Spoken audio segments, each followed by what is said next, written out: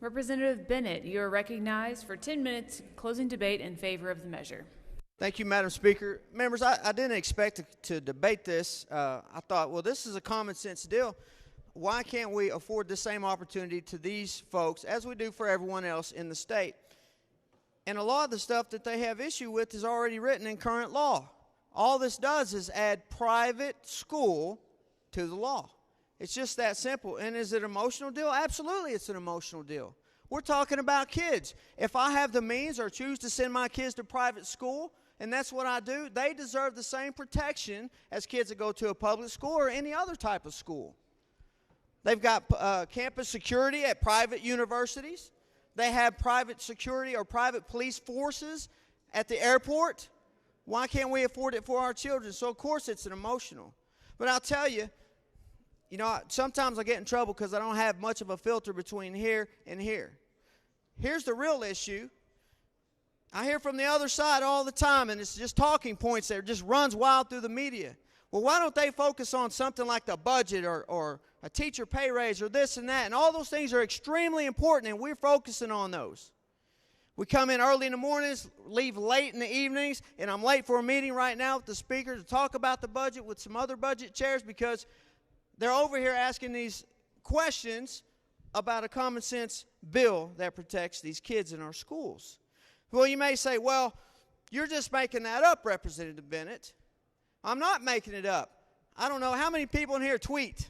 I don't tweet.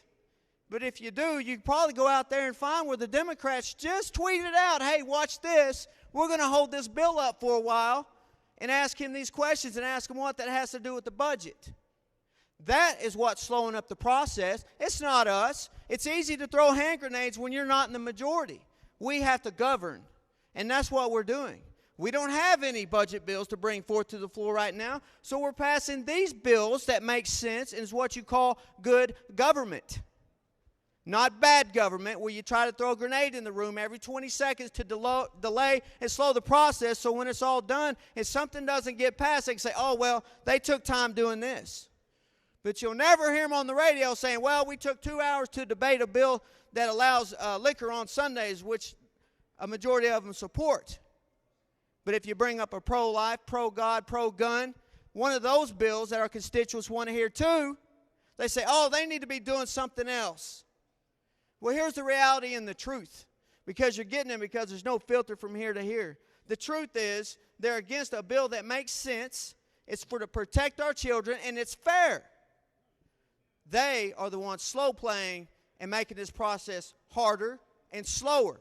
So at the end of the day, if your bill's not heard because we run out of time or because we didn't get to those really, really hard budget bills that we got to push out on the floor, it's the other side you need to talk to and ask them, why did you slow the process down?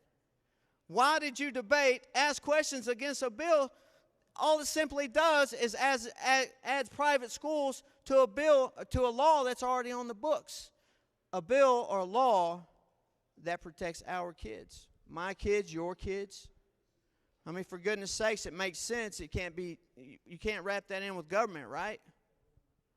All the bill does is allow private schools, K through 12, to work with their local DA, their local sheriffs, pay for themselves someone to go to CLEET, get CLEET certified, come back and protect those kids and have jurisdiction over the areas of that school. It's just that simple. So if you want to protect the kids, be fair, and afford them the same rights and ability that we do to all other schools across the state of Oklahoma, vote yes on the bill. If you agree with slowing down the process and throwing out hand grenades when they're not merited, then vote no, because that's what the other side does. You choose today. Well, I choose to vote yes and give these kids in this school the same opportunity that we give all kids across the state of Oklahoma. So I humbly ask you and encourage you to vote yes on Senate Bill 12.